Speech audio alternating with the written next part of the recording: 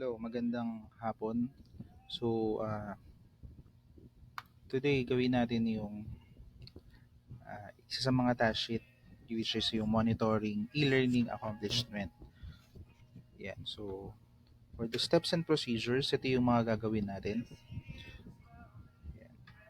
Nagpasa natin yung 1 to 4. So, for the demonstration, which is meron tayong setup course completion to the completion of all activities in your course. Letter B, set up activity completion of the following elements. So, meron tayong book. Oops. Meron tayong book. Yan. Which is we need to require students to view. Then, meron tayong forum. Yan. Which is require students to post a reply or discussion. Another activity completion is for the submission of task sheet, which is isa-set natin yung passing grade to 100, and we will require students to get this passing grade. So for the quiz, let's set the passing grade to 80%, and we will require students to get a passing grade. So letter C, grade task sheet using the submission bin. Number 4, provide feedback using the task sheet. Manual grading using the grade book, and access and generate the different types of reports. So marami tayong reports within the model, pero ito lang yung mga kailangan natin. Course completion, activity completion, and the log report. So let's start. So log in your account first. Okay, then punta kayo dun sa may course na dinedevelop nyo. Okay, so let's turn editing on. Okay, so dito sa baba, gumawa na ako ng yan, pang practice natin. So meron akong forum, meron akong book, quiz, and assignment or the submission bin. So bakit ito lang yung ginawa natin? So ito yung nire-require dun sa may task sheet. Yan. So number 1 is meron tayong book. So ito yung book. So magsiset up tayo ng activity completion for the book. For the forum, yung forum natin.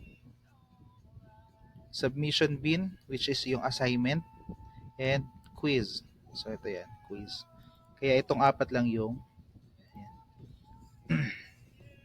itong apat lang yung ginawa natin. Okay? Back natin. So ito siya. Yan. Okay? So first, actually yung activity completion, natakil ko na to sa mga previous na videos natin. Yung setup ng activity completion and restriction and access restriction.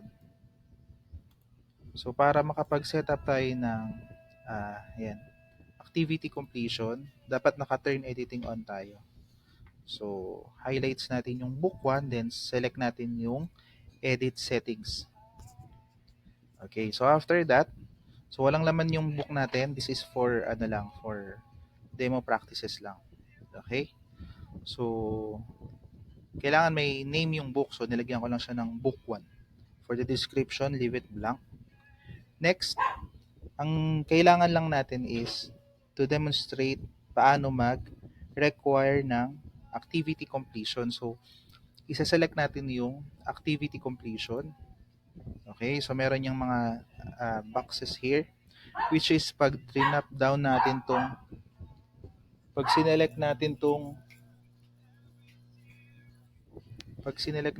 drop down box, so meron tayong tatlong choices, which is do not indicate activity completion, students can manually mark the activity as complete, at show activity as complete when conditions are met. So dun sa may task sheet, meron tayong which is require students to view. So we have to select this one. So show activity as complete when conditions are met, and i-check natin yung box ng require view. Okay? So for the expect completed on, so hindi na natin siya gagawin. Then, save and return. So, okay na yung number 1 natin, which is yung book required students to view. Next, set up natin yung forum, which is nilagyan ko ng title with ng self-introduction. So, for the forum, we need to require student to post a reply on discussion. So, under ng forum, dapat mag-add tayo ng new topic. Okay? So, lagay tayo ng topic. So, since ito ay self-introduction, lagay natin is self-introduction. Okay? Then, lagay ka ng instruction. So, uh, for the new learners,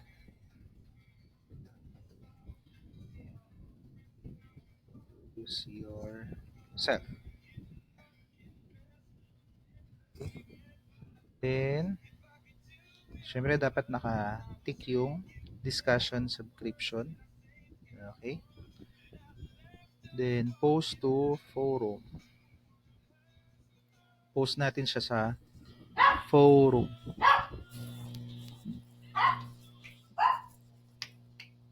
Okay, so what's next is yan. So your post was successfully added. So ito na siya. So ngayon, lalagyan natin siya ng require student to post a reply discussion. So paano nga ba siya gagawin? So babalik tayo dun sa may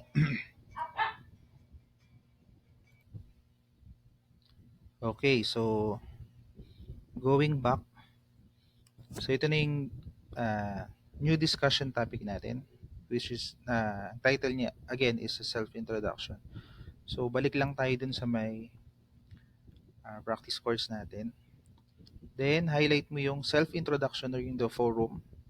Then edit mo yung settings. Okay. So dito sa may settings, makikita natin yung ah, activity completion natin. Yan. So dyan natin magagawa yung para ma-set natin yung require student to post a reply. So, select natin yung show activity as complete. Okay? So, click natin yung require view. So, student must view this activity to complete. So, wag nating gagawin ng grade. So, yan. Student must receive a grade to complete this activity. So, uncheck lang natin yan. Ito na siya. So, sabi dun sa may task sheet. So, we need to require students to post a reply dun sa discussion. So, ayan. Kiklik mo lang yung box. So, meron niyang student must post discussion or reply. Then, student must create a discussion and student must post a reply. Okay? So, meron din niyang, pag clinic mo to, so, magiging editable na to. Pwede mo siyang iselect kung ilan ba yung gusto mong i-require sa student. Dalawa, isa. Then, kiklik mo din yung student must post a reply. Okay? So, optional din kung i-click mo yung student must create a discussion. Okay? So, yan lang yung i-customize natin for the settings. And, save and return to course. Okay. So, as of now, nagagawa na natin yung second activity of activity completion yan, which is yung forum. So, for the submission bin or yung task sheet natin, meron tayong dalawang dapat gawin, which is set the passing grade to 100 and require students to get a passing grade. Okay, so ito yung uh, submission bin natin or yung assignment. Yan. So, lagay ka lang ng assignment name. Okay. So, dito nag-drag na ako ng PDF file ng job sheet or task sheet na kailangang i-perform nung learner. So what we are going to do is to set the passing grade to 100. So sa may pinakababa, meron niyang grade sa may setting. So yan, ang maximum grade niya is 100. So click natin yung grade to pass. So isa-select natin siya as 100. So yun yung requirement dun sa may task sheet natin. Yan. Set the passing grade to 100 and require students to get the passing grade. So after mong ma-customize itong grade to pass, which is na-set natin to 100, click natin yung activity completion. Then, isa-select ulit natin yung show activity as complete and click natin to. Student must view this activity to complete. Then, student must receive a grade to complete. Click natin yan. And student must submit this activity to complete it. Okay. So, if ever, pwede kang maglagay ng date. Click mo lang yung enable natin. Then, save and return to course lang natin siya. So, that's it. Nagawa na natin yung submission bin and task sheet. Next, meron tayong quiz, which is dalawa ulit yung gagawin natin. Set the passing grade to 80% and require student to get a passing grade. So, highlight natin yung quiz. Click natin yung edit settings. Okay? Then, punta tayo ng grade. So, for the grade, usually, sineset lang natin siya ng 80% for the passing grade. So, that's 8. Yan. Okay? So, paano natin masaset yan ng 80%? So, bakit 8 lang yung nilagay natin dito? So, usually, this is quiz. And, kung ilan yung quiz natin, for example, mag-i-input tayo ng 10 items of quiz. So, ang 80% nito is, so, ang 80% niyan is equivalent to 8 points.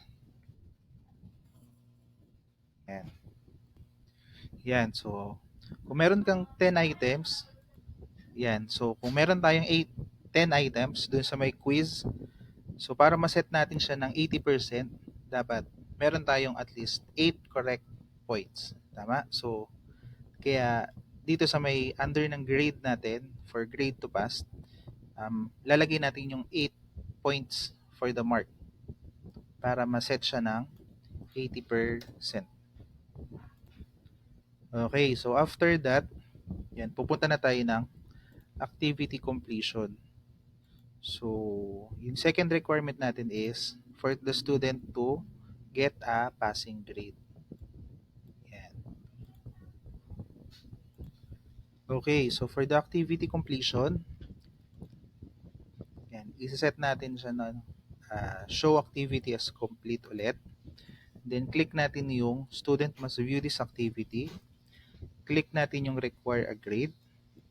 Then, meron tayong require passing grade. So, require passing grade or all available attempts completed. So, i-check lang natin yung require passing grade. So, for all available attempts completed, dito sa may under ng grade natin, meron tayong attempts allowed. So, pwede siyang unlimited or pwede nating iset kung ilang attempts lang yung pwedeng gawin ng learner. Pwedeng isang attempt lang. After isang attempt, ayun na yung magiging grade niya. So, for example, sinet natin siya ng 3 attempts. And yung second attempt niya yung highest grade. So, ayun yung kukunin ng system para maging grade niya. Okay? So, masaset natin yan ng highest grade. Pwedeng average grade, first and last attempt. Pero highest grade yung isa-select natin. So, after that, save and return to course lang natin. So, i-review natin yung task sheet. Nagawa na natin yung letter B.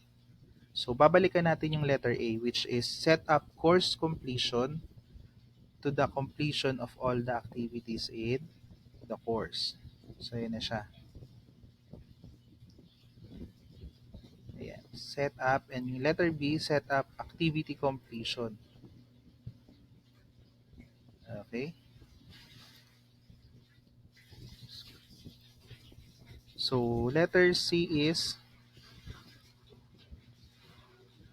grade task sheet using the submission bin. Okay.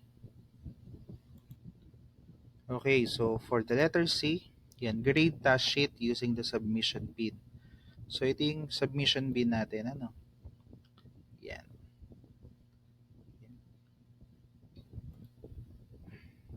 Ito na siya.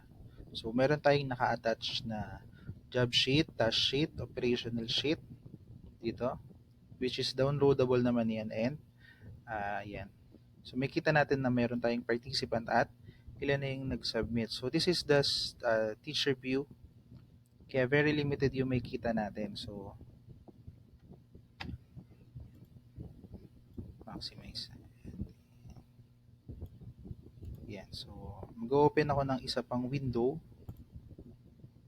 Yan. Which is naka-student siya. So para may kita natin yung difference between the student view and the teacher view. Okay, so I'm in the same course, which is the practice course. So ito siya, di ba? Yan, name of competency, and under siya ng task sheet. So for the student view, yan, meron tayong uh, job sheet, PDF file na naka-attach, at yan, ito yung difference nila. Yan. So for the student view, magkakaroon tayo ng add submission, which is sa teacher view, we can view all the submission and para makapag-input tayo ng grade. So sa student view, add submission lang yung meron. So again, yung letter C is grade task sheet using the submission bin. Okay, so bago tayo makapag-grade, mag-add muna tayo ng file. Yan. So magre-require ng PDF, which is mag-drag lang tayo ng PDF. So any PDF and save changes for the student. Yan. Okay. So after sending, pwede niyang i-edit yan just in case gusto niyang i-delete, mag-send ng bago. Okay. So for the student teacher view, yan. So may kita natin na meron tayong isang participant at nakapag-submit na siya ng uh, assignment niya, which is needs ng grading. Yan. Kailangan na natin siyang gradean. So yan, due date and time remaining is meron pa siyang 6 days and 16 hours. So open natin to and let's select grade. Okay, now, so ganito yung magiging itsura niya. So ito yung student at ito yung file na sinend niya or inattach niya. So that's PDF file. Okay? So sa may right side, makikita natin yung ito, yan. So naka-highlights yung not graded kasi hindi pa natin siya ginigradean. Okay. So meron ditong box ng grade out of 100. Pwede mong i-input yung grade na ibibigay mo dun sa learner. So current grade in gradebook wala pa. Then you can input feedback. Okay, so dito sa may task sheet natin, madadaanan na natin tong letter D, which is provide feedback. Ito yan. Using the task sheet. Ito yan. Provide feedback. And meron tayong manual grading using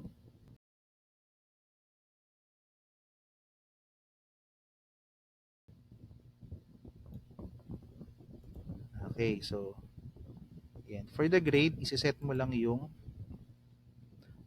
grade niya. Like for example, 90 out of 100. Then for the feedback, bilang tayo ng any comment, feedback. Then, select save changes. Okay. So for the student view, ito yung magiging view niya. For example, ni-refresh niya to. At may kita niya yung status which is graded. Yan. Graded na yung sinubmit niya na assignment. Then, for the feedback, ito yung feedback natin ng teacher. May kita niya yan dito sa may pinakababa. Ito yung grade niya, which is 90 over 100. Kailan siya grinadean? Sino yung nag-grade at ano yung feedback or comment ng teacher.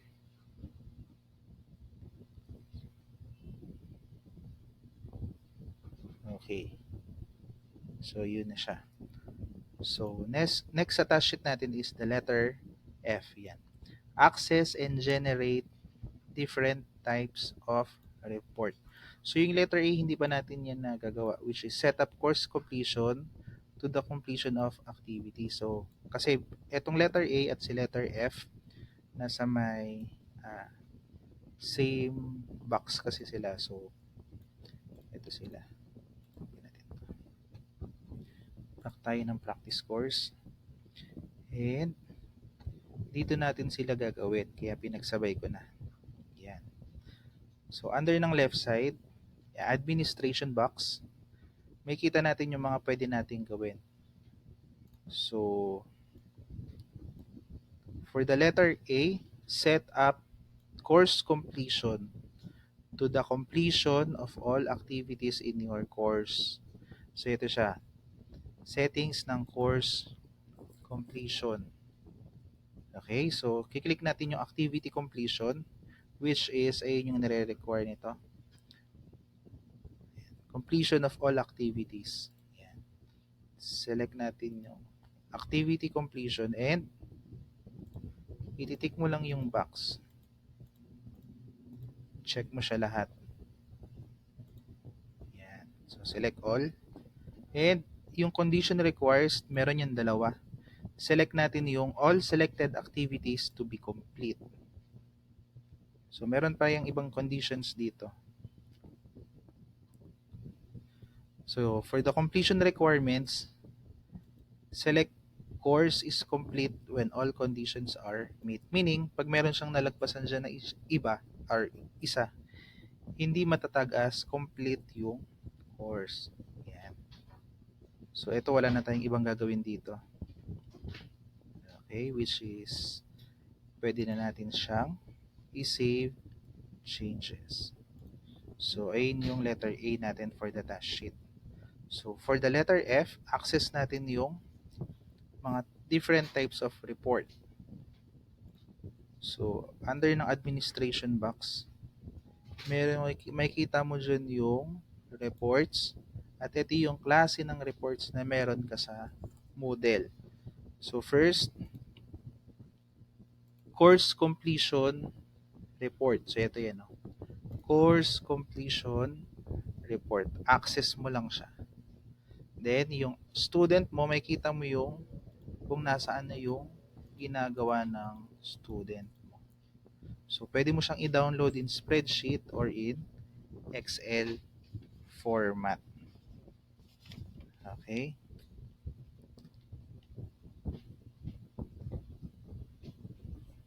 So, hindi na natin siya i-download since ang sabi lang naman dito ay hindi.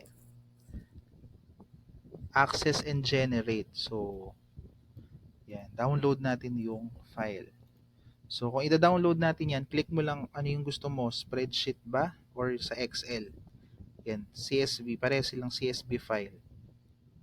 So, mamili ka na lang dyan kung ano yung gusto mong file na i-download. Okay? So, yan. Merong X yung task sheet, which is, ayun yung ginawa natin kanina for the submission bid, di ba? Nag-add tayo ng assignment and grenade. Naglagay tayo ng grade for the assignment ng student. Kaya, nag-mark na siya as X. Next report is the activity completion report. Ito yan, activity completion, activity report. Okay? So, makita natin kung, for example, sa demographic profile, meron lang siyang 5 view ng 3 user at kung kailan yung view. Last access. Okay? Yan. Okay? So, the next is the log report. So, andun din yan, ito, logs and the live logs. So ito yung kiklik natin yung logs. Ito na siya. Ayan. So get these logs mo lang. Then mag-generate na siya ng file. Para makita mo ko, yan, makita mo siya. So makita mo yung username, yung event or yung context, component, yan, activity report, event name, activity report viewed. For example, dun tayo sa course. Puro kasi system to. For example, assignment, yan. So date to day, name, uh, student to, first and last name, then assignment task sheet. So nag-send siya ng assignment, grading from viewed end. So the user with the ID number view the grading from the user with ID number from the assignment and course model and course ID, web and the